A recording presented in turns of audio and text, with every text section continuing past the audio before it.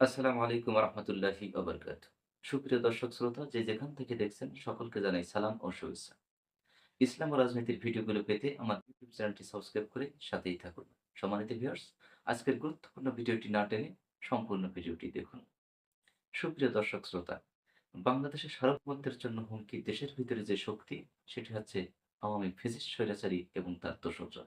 বাংলাদেশের সার্বভৌমত্বের জন্য দ্বিতীয় হুমকি, সেটি হচ্ছে ভারত। সম্মানিত ভিউয়ার্স, ২০০৯ সালে ফ্যাসিস্টরা বাংলাদেশের ক্ষমতা দখল করে ভারতের ইশারায় এবং ভারতের সহযোগিতায় বাংলাদেশের দেশপ্রেমিক ৫৭ জন বিটিআর জওয়ানদেরকে হত্যা করে। যারা বাংলাদেশের স্বাধীনতা রক্ষার জন্য, বাংলাদেশের সার্বভৌমত্ব রক্ষার জন্য অকুতোভয় নির্ভীক সৈনিক হিসাবে বাংলাদেশে দায়িত্ব পালন করেছেন। সম্মানিত ভিউয়ার্স, তাদের দিক নির্দেশনায় বাংলাদেশের সীমান্তে বিএসএফ একটি গুলি ছড়ারও সাহস পেত না। বিএসএফ একবার গুলি ছুড়তে গেলে তারা ১০০ বার চিন্তা করত যে আমরা এর পরিণতি বা পরবর্তী ফিডব্যাক বাংলাদেশের বিটিআর এর থেকে যেটা পাবো সেটি আমরা হজম করতে পারবো কিনা।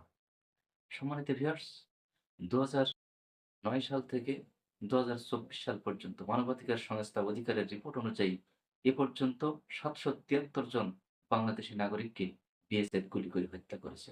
বাংলাদেশের সার্বভৌমত্বের জন্য ভয়ংকর হুমকি যে রাষ্ট্রটি, সেটি হচ্ছে ভারত। এটি হচ্ছে তার জ্বলন্ত প্রমাণ। বিশ্বের অন্যান্য প্রতিবেশী রাষ্ট্রের ক্ষেত্রে এ ধরনের নির্বিচারে গুলি করে প্রতিবেশী রাষ্ট্রের নিরস্ত্র মানুষকে হত্যা করার নজির পৃথিবীতে দেখা যায় না। সম্মানিত ভিউয়ার্স, বাংলাদেশের সার্বভৌমত্বের জন্য সম্পূর্ণ হুমকি এবং বাংলাদেশের জন্য একটি বিপজ্জনক রাষ্ট্র হচ্ছে ভারত। এই বিপজ্জনক রাষ্ট্রটি বাংলাদেশের ফ্যাসিস্টকে দিয়ে বাংলাদেশের মাঝ থেকে সকল ধরনের ব্যবসা-বাণিজ্য তারা করেছে। বাংলাদেশের মানুষের উপরে নির্বিচারে নির্যাতন, বাংলাদেশে গুম, খুন, হত্যা, ধর্ষণ সহ সকল প্রকার অত্যাচার, অনাচার ও পাপাচারে লিপ্ত হওয়ার সকল প্রকার কার্যক্রম এবং দিক নির্দেশনা দিয়েছে ভারত।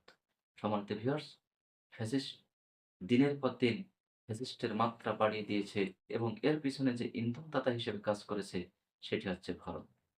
বাংলাদেশে ২৪শে ছাত্র জনতার বুকে গুলি চালিয়েছে, নির্বিচারে ছাত্র জনতাকে হত্যা করেছে। এর পিছনে সূক্ষ্ম দিক নির্দেশনা দিয়েছে ভারত। সম্মানিত ভিউয়ার্স, ১৯৭১ সালে বাংলাদেশকে স্বাধীন করার নামে যে মিথ্যা প্রতিশ্রুতি বা মিথ্যা সহযোগিতা তারা দিয়েছে, পরবর্তীতে বাঙালি জাতি ও বাংলাদেশের মানুষ হাড়ে, হাড়ে টের পেয়েছে যে এরা আসলেই বাংলাদেশের মানুষের জন্য কখনো সুখকর নয়।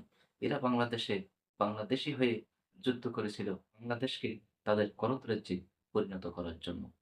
বাংলাদেশকে তাদের একটি ব্যবসায়িক প্রতিষ্ঠান হিসেবে তৈরি করার জন্য। বাংলাদেশকে ভারতের সম্পূর্ণ করদরাজ্যে পরিণত করে তাদের নিয়ম অনুযায়ী বাংলাদেশকে পরিচালিত করার জন্য বা সে উদ্দেশ্যে তারা বাংলাদেশের মানুষের সাথে মুক্তিযুদ্ধে অংশগ্রহণ করেছিল। সম্মানিত ভিউয়ার্স, দেশের সার্বভৌমত্বের জন্য হুমকি নিয়ে বাংলাদেশের মানুষের প্রতিটি মুহূর্ত পার করতে হচ্ছে, প্রতিটি প্রহর পার করতে হচ্ছে। সীমান্তে অহরহ বাংলাদেশের মানুষকে নির্বিচারে হত্যা করা হচ্ছে। ভারত সুকৌশলে দেশের সকল প্রশাসনিক কাঠামোকে যে তারা ধ্বংস করে দিয়েছে, এখন দেশের ভিতর থেকে দেশপ্রেমিক যারা দেশের জন্য প্রাণ দিতে পারে, দেশের জন্য যারা জীবন দিতে পারে, এমন ধরনের সৎ, যোগ্য, দেশপ্রেমিক মানুষদের দিয়ে বাংলাদেশের সকল প্রশাসনকে সংস্কার করে বাংলাদেশের সার্বভৌমত্ব রক্ষার জন্য একটি সুন্দর প্রশাসনিক বাংলাদেশ গড়ে তুলবে। সম্মানিত ভিউয়ার্স, প্রতিবেশী রাষ্ট্র হিসেবে ভারতকে আপনাদের কাছে কেমন মনে হয় সেটি কমেন্টে জানিয়ে দিবেন। আল্লাহ রাব্বুল আলামিন বাংলাদেশের সার্বভৌমত্বকে রক্ষা করুন। বাংলাদেশের সকল দেশপ্রেমিক মানুষের সমন্বয়ে দেশের দেশপ্রেমিক প্রশাসন গড়ে উঠুক।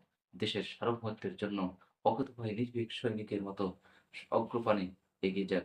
সে আশাবাদ ব্যক্ত করে ভিডিওটি শেষ করছি। দেখা হবে পরবর্তী ভিডিওতে। সে পর্যন্ত ভালো থাকুন, সুস্থ থাকুন। আল্লাহ হাফেজ।